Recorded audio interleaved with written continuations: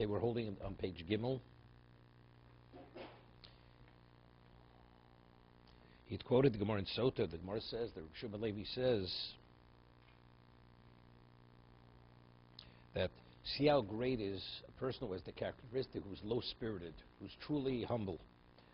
Why just start? See how great are those who are nemuchei ruach, low-spirited people.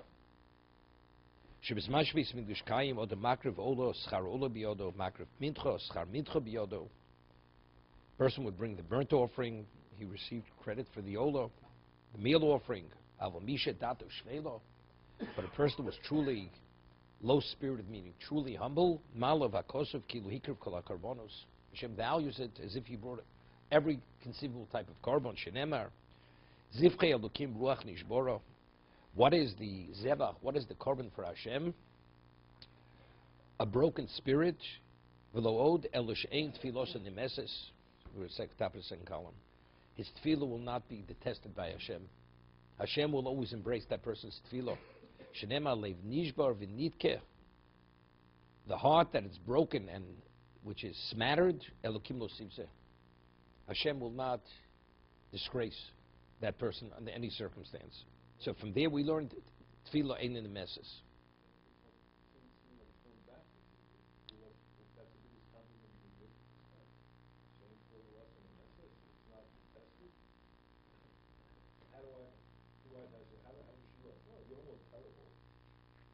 No.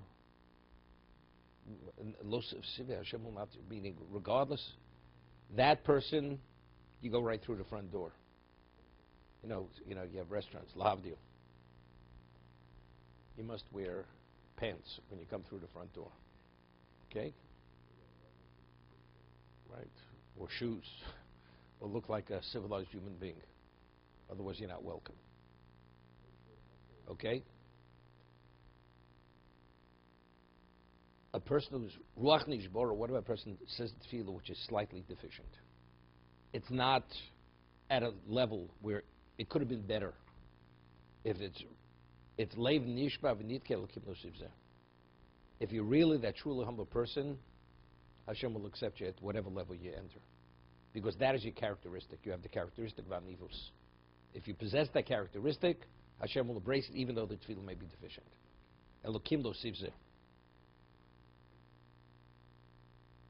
Like he brings the equivalent, say to his wife, you don't look terrible today. Is that a compliment? It's like, a person says, at the wedding, you look this way. 60 years later, why don't you look the same way? So the question is, what kind of marriage did you have? Pirish. It's just as bad as saying you look very good today. I don't know how that sounds in French. Okay.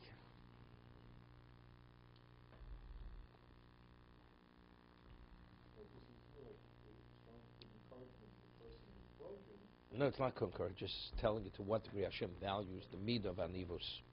Pirush dovzeh ki misha rucha nishbora. A person who has a broken spirit. We don't mean a person is broken. He can't function. We're not talking that kind of person. Kilu mevatel atzmi namitzivs lagamri. It's like he doesn't exist.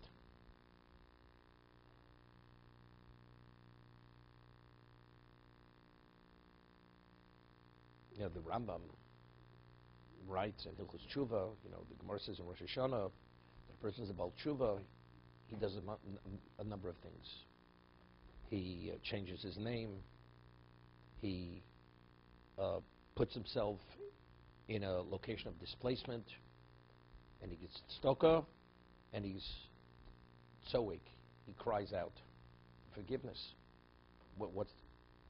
It's because a person who's a true Baal Tshuva, and he appreciates the wrong that he did, he has difficulty living with himself.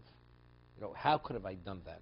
It's like God, if a person gets into a car, and as a result of being distracted, he kills someone. Person regrets he ever walked into that car. Or let's say, God forbid, he killed a member of his own family because of this. Could the person live with himself? You can't live with yourself. You want to almost escape from the past. You totally A person's a true Baal Tshuva. It's not, I've come to the truth and therefore I'm going to turn over a new leaf. It's true. You're a Baal Tshuva, but the ultimate is where, as the Rabbeinu Yonah says, you're agonizing. There's Yogun Vanocha. You're agonizing over what you had done. Story brought that, during the Holocaust, there were Jews who they were hiding, and the Poles were such rabid anti-Semites. It's not to be believed. So this Jew sought refuge in this barn of a Pole, and the Pole said, "No, sleep in the barn." Meantime, the Jew himself, he didn't trust this Pole. So he went in the barn. There was like an upper level. He went and he hid in the hay. Meantime, this Pole's teenage son came back drunk in the middle of the night. He saw there was like a area made in the barn. He didn't want to wake up his parents. They'd be upset. He went to sleep, covered himself. He was sleeping. The Pole came while he was asleep, took the knife, put it right through him. He thought it was the Jew. Comes the morning, his wife said to his son, they go, killed his own son, this anti-Semite. Understand? Story during the Holocaust. Okay? Could you imagine what it means? I don't know what it means to a Pole. But chas v'sholom, such a thing, could a person live with himself? You can't live with yourself, such a thing. Okay? That's called payback time. Okay? Kadosh Baruch Hu works it out. V'dov ze atzmo k'mo kol ha-korbanos. He says, what's the concept of korban? What does the Ramban say? I don't know if he brings the Ramban. Ramban says when a person brings a korban, it's what? It's midas harachmim. In truth, a person for sinning, what does he deserve? To be slaughtered, to be burnt. His blood should be sprinkled. Hashem says, Rahman says, that if you have the remorse, you do tshuva, I'm willing to take this in your place. Right? That's the concept. So what is it? It's a feeling of what? In truth, this is what should happen to me. Hashem's rachmim allows me to continue to live.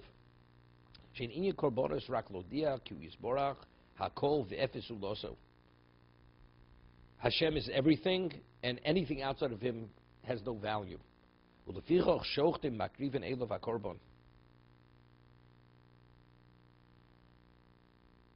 It's an expression of subservience to the level that all that matters is you, nothing else matters. We always talk about Rosh Hashanah. Rosh Hashanah is Yom Adin. What do we talk about Yom Adin? Malchus, Zechroin, Shofars. We don't talk do tshuva. Right? So Meir Simcha says, why? Because that is the greatest level of negation. Here, Satan prosecutes. You see what kind of children you have. Hashem says, what kind of children I have. Here, they're on the chopping block. They're about to be judged for death. All they're concerned about is my glory. You know what this means? They're not concerned about themselves. Yeah, who ever heard of such a level of negation? Everybody's fully invested in themselves. Right? That's exactly what Korban knows. All that matters is you're covered. I violated. It's interesting. Chaim Voloshin and Nefesh HaChaim writes, might have put doctors out of business. He asked a question by Refo'enu. We ask Hashem to heal us. It's like the doctor prescribes a certain medication, and the medication is bitter, but the only way he could recover is if he takes this medication. And you plead with the doctor, please don't give me the medication. Refo'enu, what HaKadosh Baruch will give you the ailment or the illness. It's a kapara. Hashem, please take it away. Don't give me the kapara. Right? That's Chaim Voloshin's question. So he says in Nefesh HaChaim that what's the reason why a person deserves to be punished? Because he sinned. Because he put himself before the will of Hashem. But he says the ultimate level is if a person, when he says Rafa'inu, is because you're pained that you pained him. I'm pained. I feel pained that you had to cause me to be pained. It's like a parent who slaps a child and the parent really is pained. And the child asks forgiveness from the father. Not for doing the wrong thing, because he caused the parent such pain because of the level of love that the parent has for the child. The punishing child was worse than doing the wrong thing, than the child doing the wrong thing. That's the ultimate kavanah you should have a Rafa'inu. But he says, but you can't be two-faced. You can't say, well, I'm pained for doing the wrong thing when you're not pained, because you pained Hashem. Right? So what do you think? So he doesn't say, he says, you're not allowed to just say it. Don't think about why. I was thinking very simple. That what's Rafa'inu? HaKadosh Baruch Hu doesn't bring illness upon everybody. Because HaKadosh Baruch Hu says, this midas harachma, I'll give you another chance. I'll give you another chance. So we ask Rafeinu, delay it. Heal us, give us another chance, give us the ability to be sensitive that we could correct it some other way. Let it be a financial loss, let it be a disappointment, let it be something else. That should be the means, that's the rachmim. Not that we don't want the healing, we want to be healed. We want to be rehabilitated. But the midas harachman should allow it to come about differently rather than through illness. And also, isn't it acknowledging that unique kapara in itself is... That's already said, Hashivenu, slach lanu avinu. That's already, that's tshuva. But what is the Rafa'inu? We're asking for healing. But you need it, right? You plead with the doctor not to heal you. You need the healing. I know, but aren't we asking also for klal in general? Whoever it is, but whoever has it, we're asking what they shouldn't. A person needs a prescription, you call the pharmacist, don't give it to him. Right? That's what we're asking. Okay?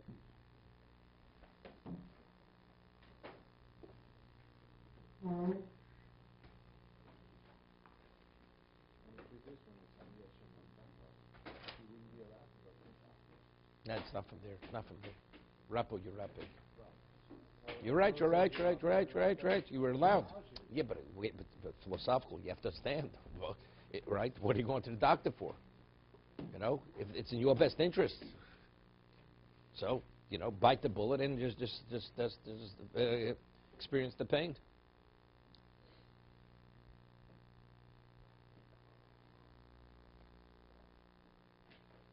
Somebody told me recently, Reb Steinman, he needed, I don't know how many years ago, it wasn't too long ago, he needed a root canal. And the doctor asked him, should he give him any numbing pain? They don't put him out. He said no. This person, Levenstein, he went with him. He was there, they didn't utter a sound, not a sound, during the root canal. When you need it, you know what it means to touch a nerve. It's worse than it hurts. You could hit the ceiling. And he didn't flinch. And my guess is... Oh, he distracted himself somehow. Also, probably at the stage, probably died. So No, the doctor was amazed. No, the doctor himself. No, the one who did it. No. Yeah. But still, first of all, he's still cutting into the gum. You're going to the root, whatever it is. Yeah. It's like when Alan works on he says, the patient says, ouch. He says, I thought you were a little bit older. It wouldn't hurt. I didn't realize you were as young as you are. Exactly. But the question is, why didn't he refuse to receive the... Because he felt whatever pain he was going to experience, he needed it. He needed it for kapara. He wanted it. There would be pain in any case, but No. less pain. Okay? If you can make more money, do you make less money? Well, if you're sure of making some money, you take the less money. But if you're sure you're able to make more. Okay? Rabbi, I talk your language. And you think it's expected to cause yourself more pain than you get out of it? No, he's not saying beat me up. He's not telling you. No, but they're telling someone to avoid pain. If you could tolerate your pain, and if you're at a level that it has value, you want it. I'll give you an example. Alan, my mashgiach said to Tzadik Livrocha, in the olden days, I call it the old days, when I was a student at Baltimore. Baltimore in the summer is being in a sauna. It's like a sauna. And the only room that was air conditioned, the whole yeshiva, was the base medrash. It was in the 60s. No, electricity, whatever it is, that's where it was. My mashgiach, when he would prepare the shiur, he could have prepared it or stayed in the base medrash longer. He would go to his room where, of course, there's a famous Obed Reb Nosson that if you do a mitzvah with pain, it has minimally 100 times the value of doing it without pain or without, So he could have been fully immersed without the comfort of the air conditioning. If he couldn't concentrate, of course, he would have stayed in the air conditioned room. But if he could have prepared it as well without the comfort of the air conditioning, he preferred to do it without the air conditioning.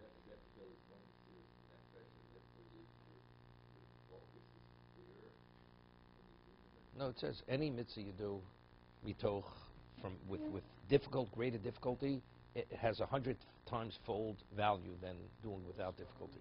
It's like Fum Tzaragra. What is the value of Fum Tzaragra? Fum Tzaragra is 100 times the fold. So Chofetz Chaim always speaks about Lashon Hara. You know, a person's in a position where it's very difficult not to divulge something, which would be considered rechilus. Like somebody comes and says, what did you say? You're an employee in a company. What did he say about me? And you're not permitted. Halakha, you're not permitted to divulge information. And if you don't, you could lose your job. And if not, you could be berated and be disgraced and whatever it is. And you keep your mouth closed. You don't. So the Chofetz Chaim says there, he quotes the Avos Reb Nosson, he says the value of remaining silent has phenomenal value, 100 times of whatever it is, and whatever it is, you'll be seen by Hashem in a certain light, but it's all Chazal. It's not he's telling you what it is. Okay?